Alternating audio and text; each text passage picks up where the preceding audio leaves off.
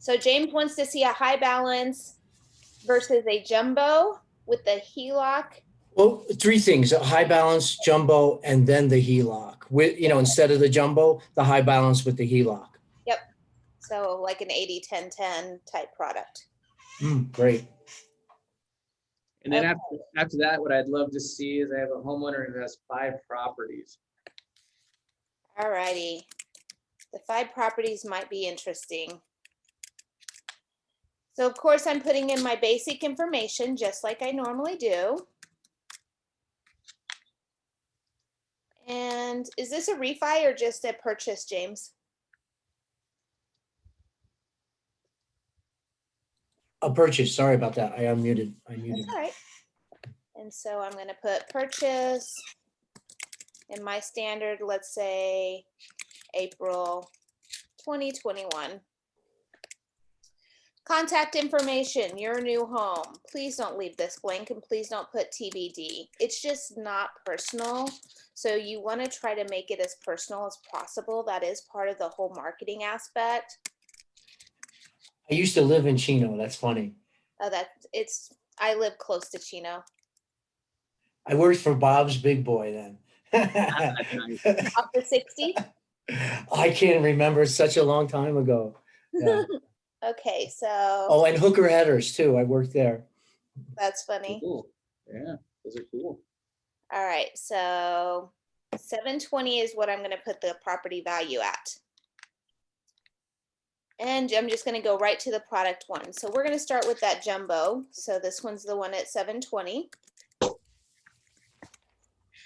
Now remember, when you're doing this, be strategic with your product names. You don't have to be, I know I always put product names in here, but I'm trying to make sure that when I show it to you, that everyone connects the dots.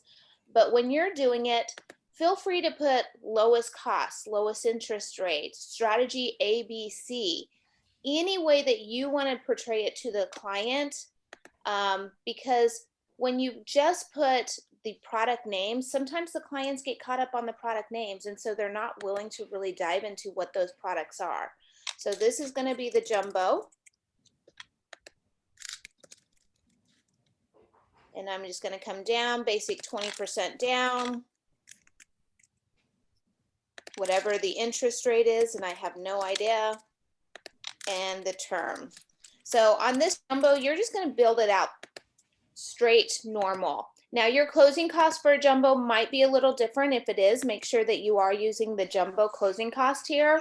Sometimes the processing fees or something like that might be different. So that would be the only thing to be aware of there. Otherwise, everything else on this is going to be built normal. My prepaid days of interest in there, my hazard and property tax. Because I'm using percentages, it will go over to the jumbo aspect too, because the percentages will just make it a higher amount. And then reserve months based on my area. I'm going to add my second product. Now on my second product, the next one I'm going to add is the 80-10-10. And the reason why I'm adding the 80-10-10 next is because that 80-10-10 is actually starting and set up just like that jumbo. So you're going to have that 20% down. This is the CLTV.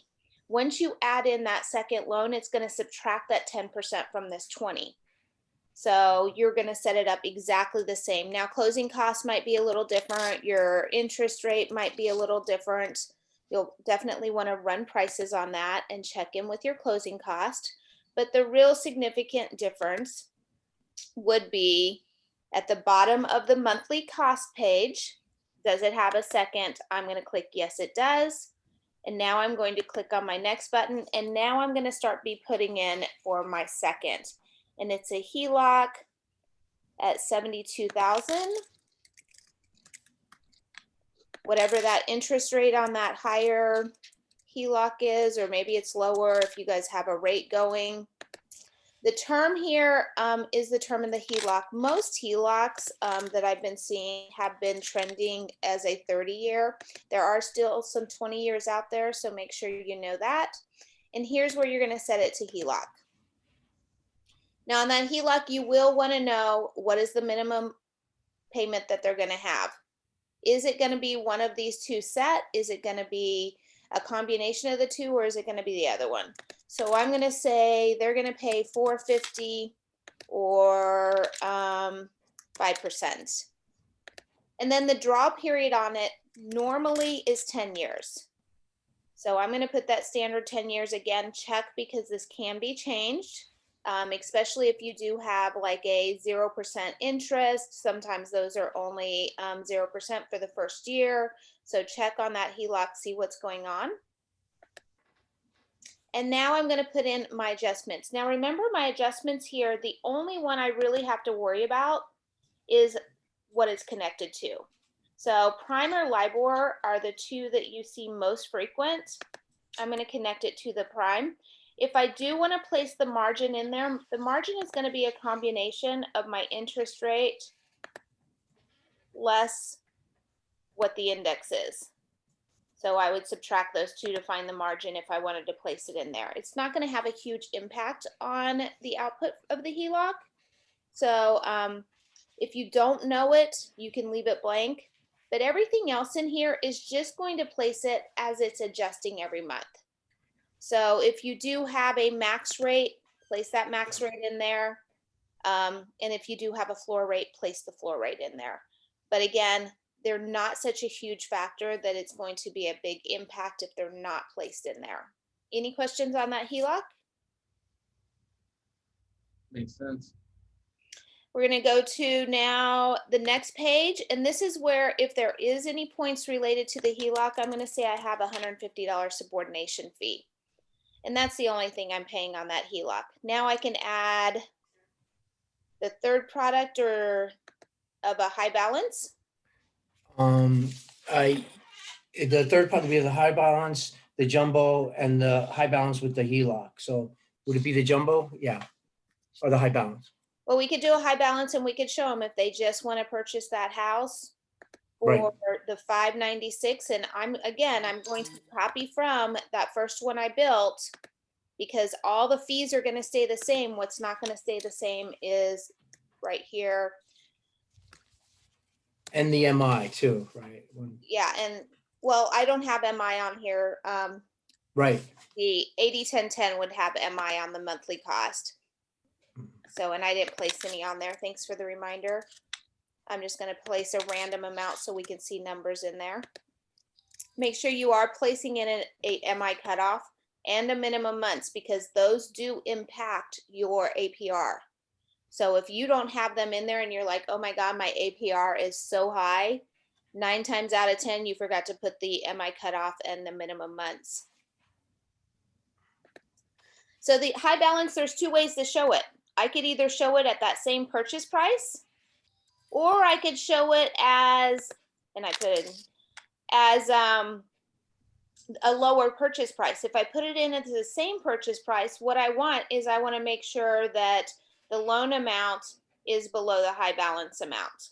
So in this one, it is, so it would be a high balance. The other one, let's do the jumbo a little different. Let's do the jumbo with 10% down and see if that takes it out of high balance.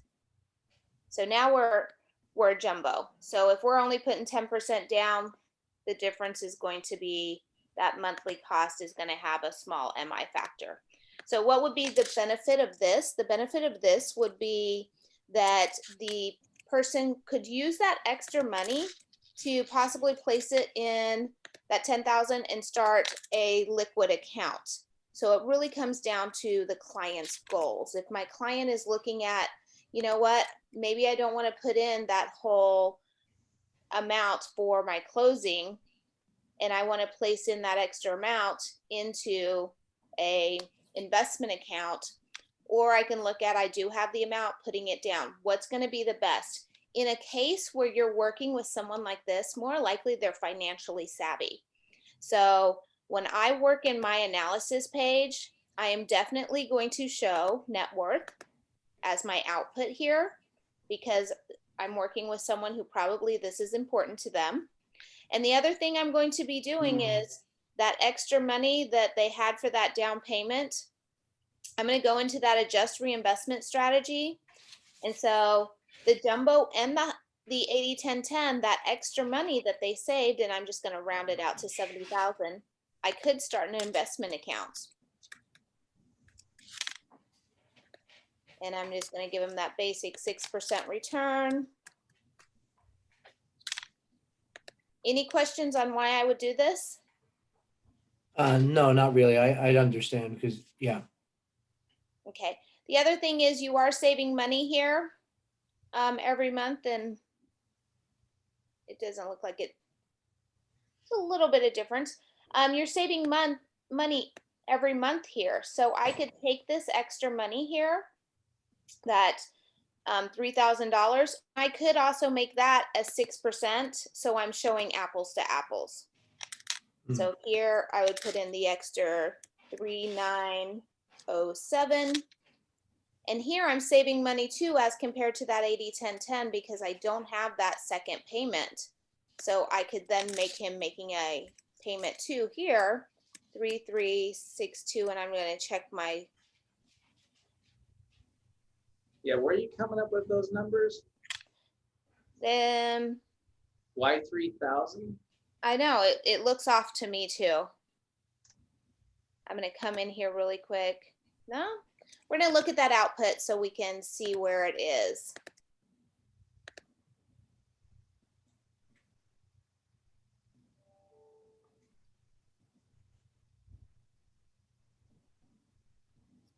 So let's look at the full payments. And I'm guessing it's that second loan. So that's the second loan that's coming into play. So here are their payments. Now remember this one, that payment stream you can look at here and see the first 24 payments. Here's going to be their payment amounts. And then after that, it will change. So that's where that difference in the money came from, is that second loan on the 80-10-10. Because the 80-10-10 is the most expensive. We're then comparing the others, and I'm going to click this little magic button here so we can see those savings in that window. So what you're saying is you took, I'm still confused at how you came up with that 3,362 and the 3,907. This is the HELOC payment being added to it. So here's our first P&I payment, and here's that HELOC payment.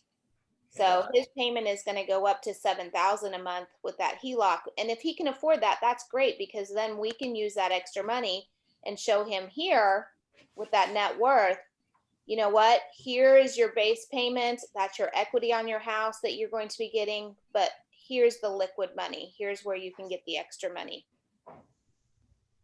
Which is the brown area, correct? It's what? That's the brown color?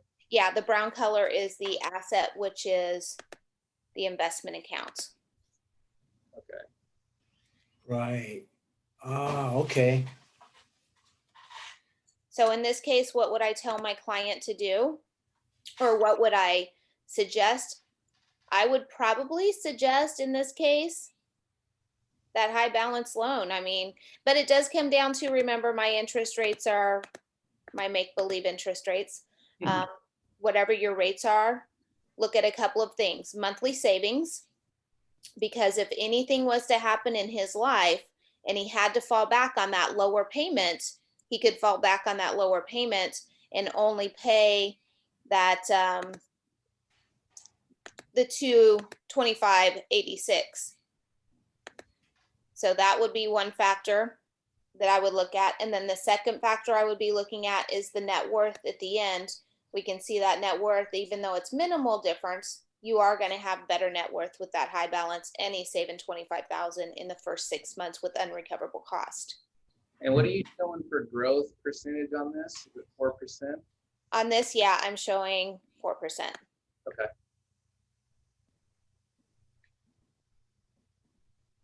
So again, I would only dive deep like this if I know that he's financially savvy. If it's just someone, if they're buying, if they can afford jumbo and it's a first-time home buyer, I'm not going to dive deep. I am going to come in and I'm going to not show the extra being able to invest it unless I start talking to them and I get that they would understand it. Right. First time home buyer, it's a lot to take on emotionally in the beginning. Yeah, I'm going through that right now. Yep. Mm. Cool. Thank you, Tina. Thank you. Yep. So a person with 5 properties. Yes, what is the best course of action? So Derek, there's a couple of things I would first look at. I would look at, of course, what each of their properties, what they're carrying, as far as their current mortgage.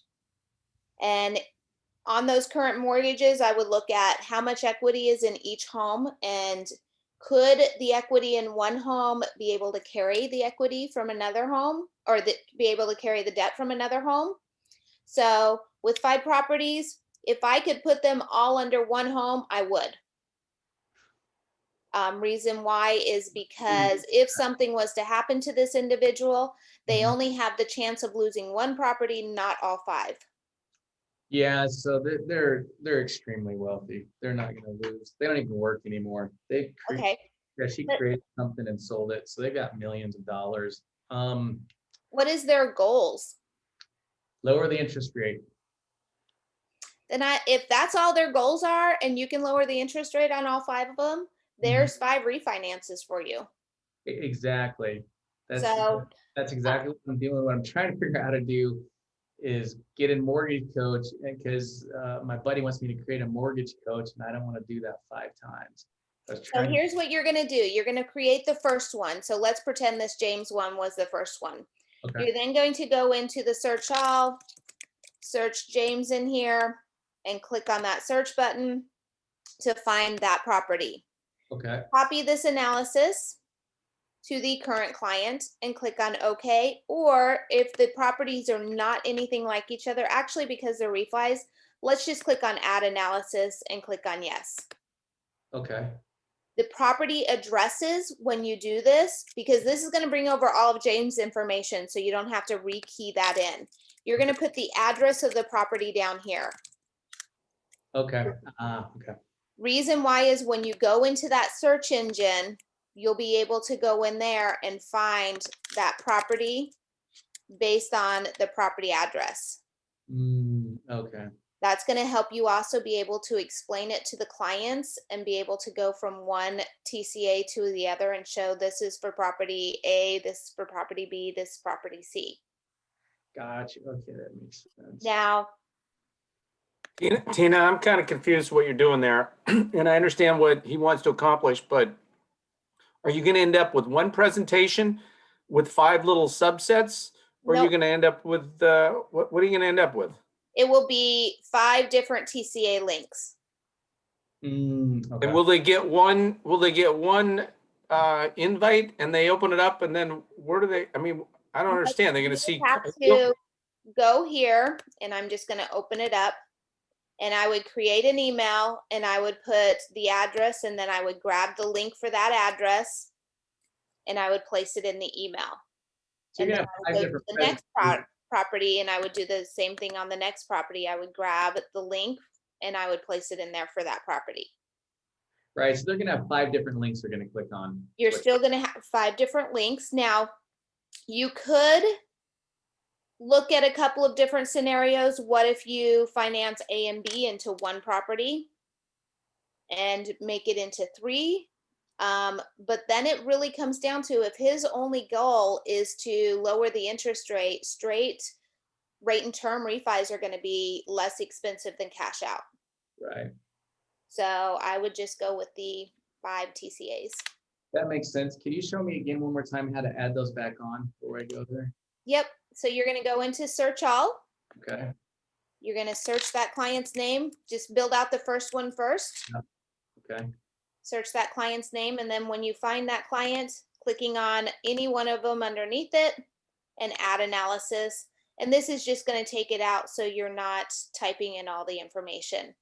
Okay. Now, do you know if you have Encompass? No, we use something called Lending Pad. Okay. Do you have HomeBot? We do not. Okay. Do you know how to export a Fannie Mae 3.2 file? I've done that one time. I'm glad you actually brought that up. I did that one time after I came to the meeting, I think 2 or 3 weeks ago. And what I found out is it didn't copy all the information over correctly. Okay.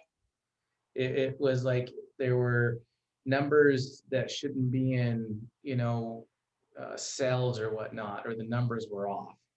Okay. And is that pretty normal? I have no idea, to be honest. I haven't done a Fannie 3.2. What I've been told is if you have a debt to income ratio, that's one of the solid ways to do it if they have lots of debt, because it will pull in all that debt. Yeah, I could see the benefit of pulling all over the credit stuff, right? Hmm. Yeah, it kind of threw me for a loop. These guys don't have a ton of credit things, but yeah, the numbers were just way off, which confused me more. Yeah. So So, yeah, I would just go with the search all and add in a new presentation underneath that client's name. And that way, when you go in to search that client, all 5 of the TCAs would be located in the same file folder. yeah, that makes sense. Okay, cool. Awesome. Well, thank you. Thank you. You're welcome.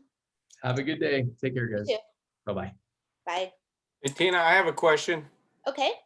I'm just curious with our new Earl, whatever we call universal residential loan application. Yep. Is that impacted? Is there any glitches with importing from Encompass? I There mean, is should it? not be any impact with that import with Encompass. I have not heard anything come through support as well, because what we're doing we're doing an SKR import, which means where it says first name, it's going to drop in first name. Where it says last name, it's going to drop in last name. It's based on that. It's not based on the actual order of the cells. Okay.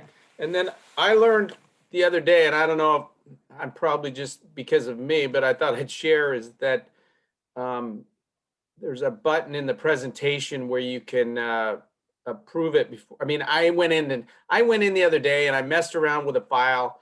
Little did I know, I essentially sent him a new invitation, and he looks at something that I did not make any changes. I just kind of looked at it, glanced at a few things, thought about it, doing something, and the next thing I know, I get an email alert that it's been reviewed, and I thought, well, I didn't change anything, and I didn't send it out. So yeah, right there. So I'm going into mine right now each time and just unchecking that so that I don't inadvertently send the same thing to somebody and they go, oh, George did something new, and they realize that it's the same darn thing. Yeah. No, this does make it so that it is viewable for them. So it should be left white if you've turned it on for them. Now, here's another thing. Let's say they come to you and they say, oh, I don't want to do it. Go ahead and turn it off. And then in a month, instead of you going in and calling them or anything, just turn it back on. It's going to send them another alert. Well, I'm confused. When it's white, it's off, right? Yeah. So click on it like this when Yeah. you're ready for them to view it, and leave it like this. But let's say that they've Oh, okay. now decided that they didn't want it. They uncheck it and then they can't view the presentation. But then you can come back, and you could even put a task in somewhere to just check it, and it will automatically send them an email. And that way it's just like a little follow-up reminder to nudge them. Well, if that is checked white, so it's turned off, can they not still go back to the original email and open up that presentation, or does that make Nope. that one If dead? I'll show you what it looks like. If they were to try to open this presentation up and it's unchecked, they actually get a notification from you stating that they need to contact you. Man. Oops, I need to click another page. There we go.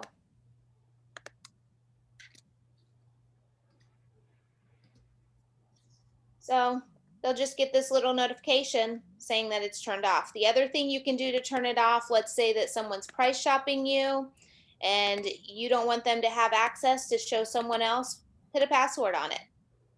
Then if they do want to see it, they have to come back to you and say, hey, you know what?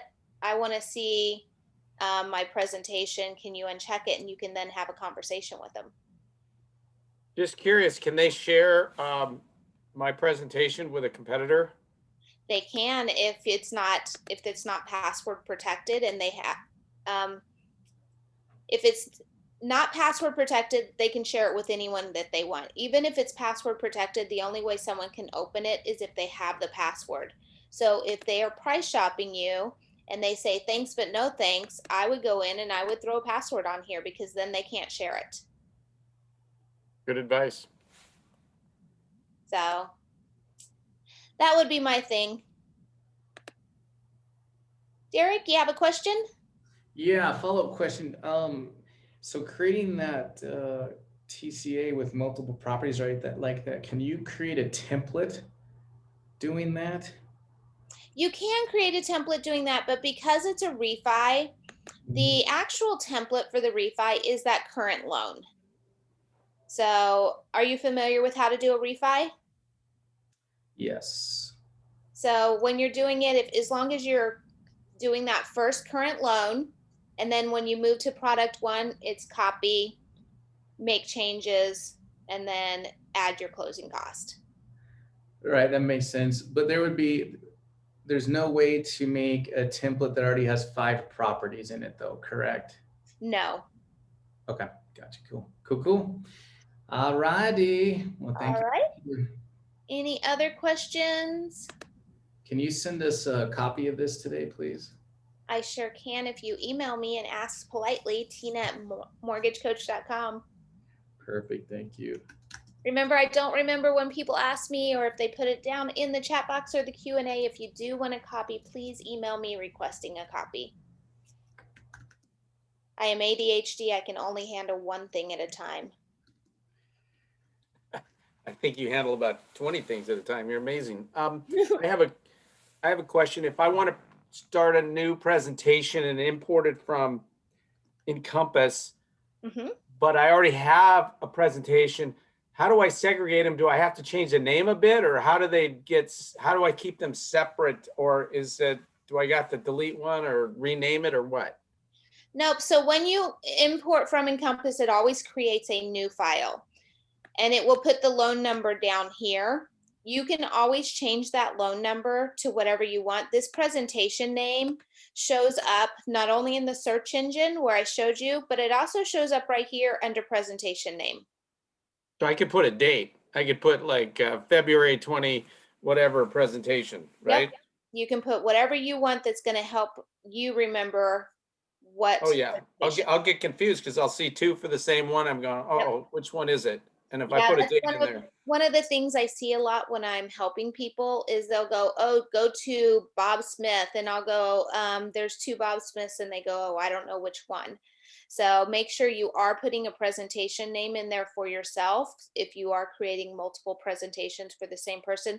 Even if you're not, it's a great habit to get into.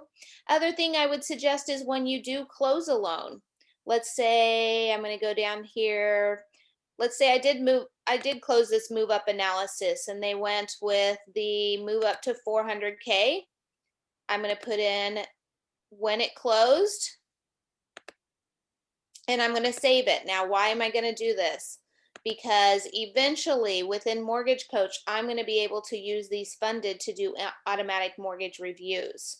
So if you're not using that funded button, use that funded button. The other thing you can do is I can come in and I can do a search, and I can search for just what was funded, click on my search button, and I can see what was funded. So if I'm looking for something that was previously funded, maybe they want to look at refinancing, I could come in and open that up and see what was closed, what was the last loan. wow. So just a little tidbit on there. Something else you guys I've covered it once, but let's go over. In the settings area, we have a presentation settings button in here. If you have automated TCAs or if you are using integrations, this video here is for those integrations. And what will happen is whenever an integration that creates a TCA goes out, you can have a video automatically placed on it. And the second one, the current default, is for anything in your pipeline that you create in Mortgage Coach. this video would automatically play on that TCA. What would be the advantage of these is, let's say that you have a client that's a great client and you know they're not going anywhere else, but you don't have the time to throw on an individualized video. You could have this automatically play. What I would include in this video is if you do processor, underwriter who might be reaching out to them, basic information on the flow of what's going to happen next. So it's going to be a basic video, but they're going to feel like it's personalized to them just because it's on there and it has your face. So it makes them feel a little special. So I would recommend these two. This one only if you have integrations, this one if you are straight MC and if you have integrations. What does So- it mean to have integrations? I'm lost. Integrations, if you have Total Expert, here, I'm going to go to our Oh, okay. Yeah, we have that program. Yeah, if they are actually built in, so it is talking to Mortgage Coach, that's a integration. Tina, which one do you recommend?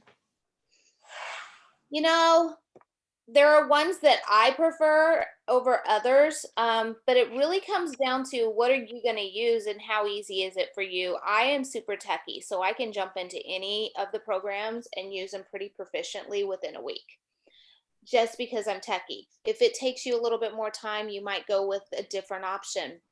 But for example, Simple Nexus. Simple Nexus is great if you have Simple Nexus and you're using that app on the phone with all of your clients, then your client's doing that initial work of putting in all the information, because once they put apply, it's going to push everything over into Mortgage Coach for you. So you're just going in and filling in the holes. So you're not having to create the whole TCA. So that one is absolutely a great choice. They've got pretty much everything in there nailed down. They do push over, I'm trying to think. No, they don't. So they don't push over your closing cost in it, hazard, property tax, and reserve months. So that would be the only thing you would need to add to the product.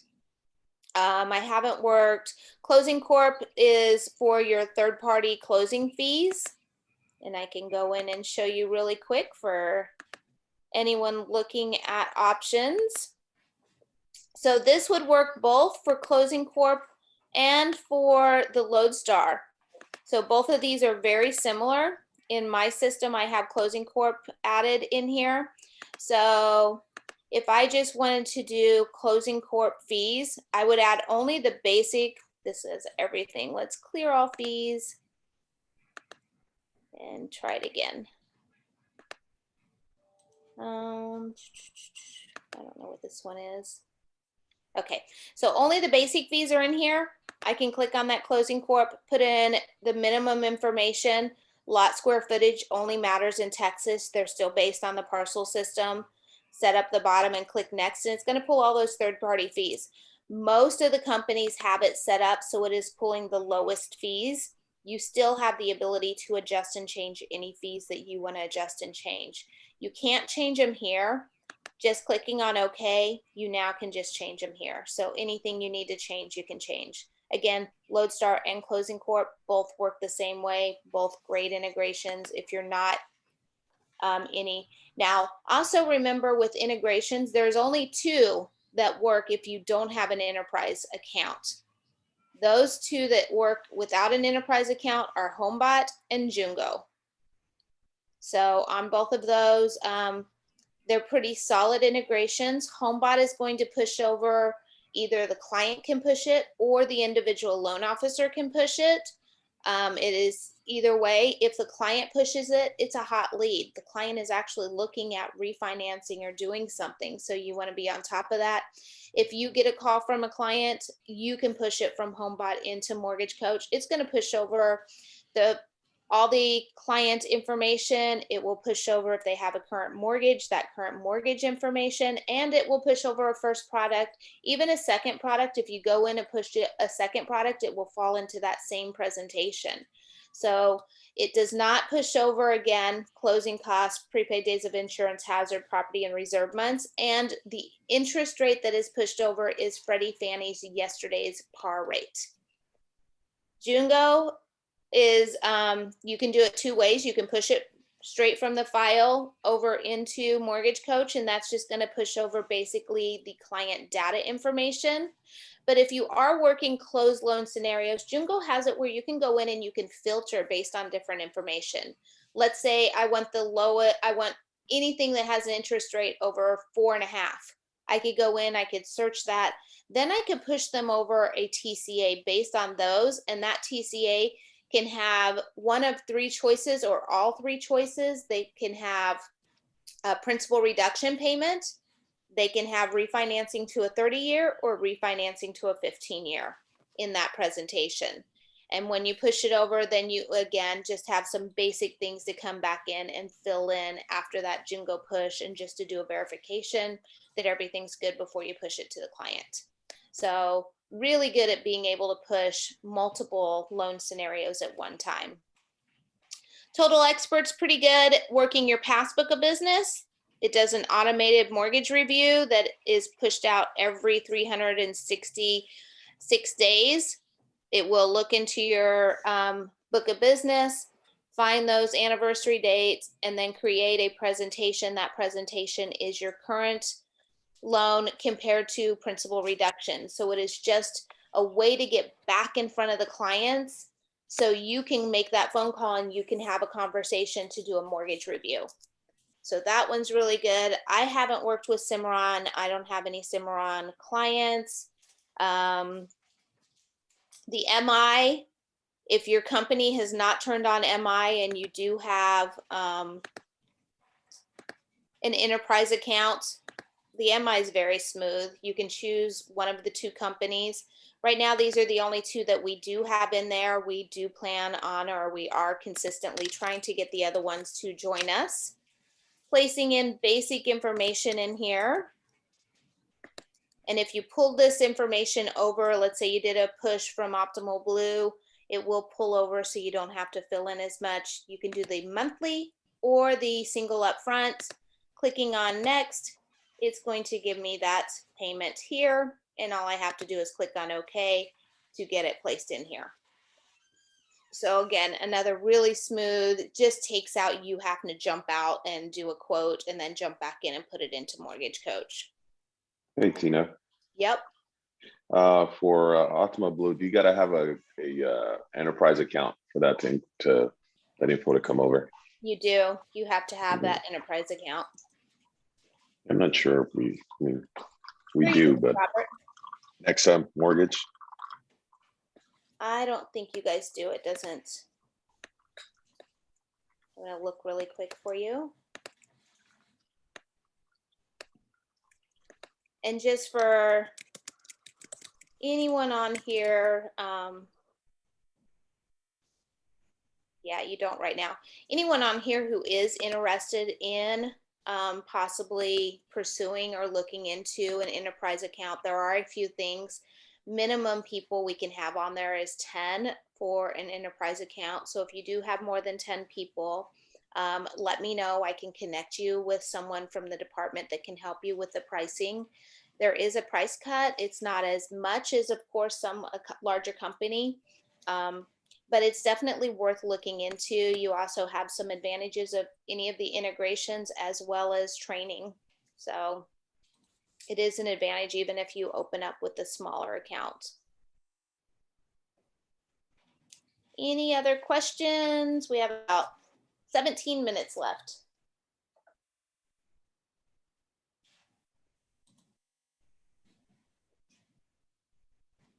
Anyone on here want a copy of that partner page? I was going to say yes, but actually I don't have a choice. We already have one, so I guess it doesn't matter. But I had no idea that there was this many companies out there with it. Look at that. That's just mind blowing. And this is just a start. This doesn't include 15 to 20 that we have in the works that are working with us, that we haven't gotten far enough where we're willing to put them on there yet. So, Hey, Tina. everyone's definitely seeing the benefit. Yes, Robert? You guys don't have any. You guys couldn't do any integration with using Zapier, right? we can do an integration with anyone who's willing to do the work in their back end. If you have a contact over there and you want us to talk to them, send me an email. I'll connect them with the head of our IT and they can have a conversation if they haven't already. I mean, it's a good possibility they've had a conversation. Sometimes with those integrations, what happens is that those integrations, they don't want to integrate until they get enough push from companies. So having the company actually email saying, you know what, we're using Mortgage Coach now and we really want an integration is a huge Mhm. benefit if they don't have one in place yet. Got it. Thank you. Yep. Is Encompass integrated in the broker edition? Mark, I'm going to have to ask on that. I think that you can use Encompass without. You just have to email support@mortgagecoach.com, ask if they'll turn your Encompass on and see what their response is. I think they will turn it on for you. Tina, I have a question about a presentation I did weeks ago, and now I want to add a new scenario, and I'm just trying to decide whether it makes more sense to start a new presentation or amend the other one, and I'm trying to figure out when would you do it one way or the other, and what's the advantage or disadvantage? Can I jump into your account, George? Yeah, sure. What do I got to do? You don't have to do anything. I have the power. That's why they put me here. I have the power as long as I can type good. That I should say that. So who's the client? The one at the top of the list, and I think I went to that one's the one I opened and triggered the thing, but I went and changed that box on the, the box you showed me earlier. I changed it so it wouldn't send them another invitation. Oh yeah. I think I did. I tried. I that one needs to be. I need to change that, don't I? This one doesn't have any information in it. This looks Oh, like okay. That's it. I think this is maybe a new one I created. I thought I had one that was a VA. let's see. I'm gonna go do a search for Alex in your.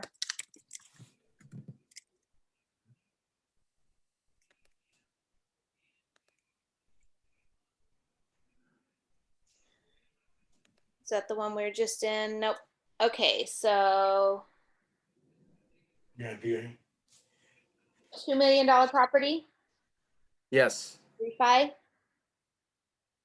Okay, so you only have one product in here. What are they thinking they want to do?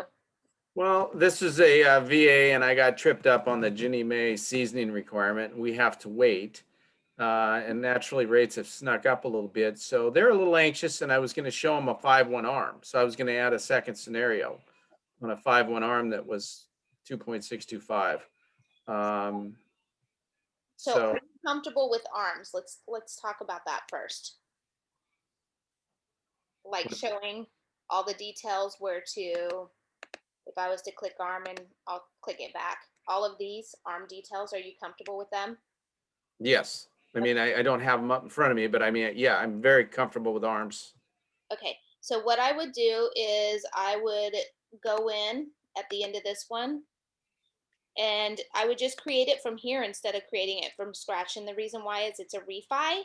So it's going to be a lot easier just to copy that current loan to make it into an arm. Okay. Or even copy the product one and turn that into an arm instead of a VA loan. Yeah. So I just go that, change the title to, Yep. none. So Okay. go into the monthly, add another product. And again, the reason why is you don't have 4 products in here for one, but if you don't want to show that product one, you can come over here and simply uncheck it. And then it's just going to show the 2 options, but you don't have to start from scratch and rebuild that current mortgage. Okay. Good to know. Make sure that one box is checked that doesn't send it out. You know what I'm saying? Well, the other Presentation. one, and unless they have a link, you're good to go. Because you didn't import that one was created from Mortgage Coach. Mortgage Coach doesn't automatically send any of them out. It's only when they're automated and then you check that box. Okay. Now I do have I do have them in Encompass, so I started that one from scratch for simplicity, but I could now go into the Encompass file and create a new one and just import it. You could do that as well. And then it'll have a lot more information in it. Okay. Well, what would you recommend? Should I just go do a new one and import it, or would I be better off just I would working? probably just use this one. If everything's right in here, if you've already put in everything and it looks good, I would use this one to start as my base and do product 2 and do the copy and make it a 5-1 arm. Okay, Okay? sounds good. Thank you, Tina. Yep. Any other questions?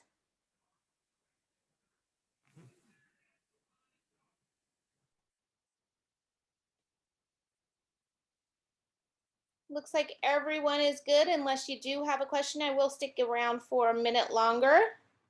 But otherwise, we did cover a lot of things to think about. And remember, the better you get, especially at using that analysis page where you can really meet the client's goals and ambitions, just the more comfortable your clients are going to be, the faster they're going to convert.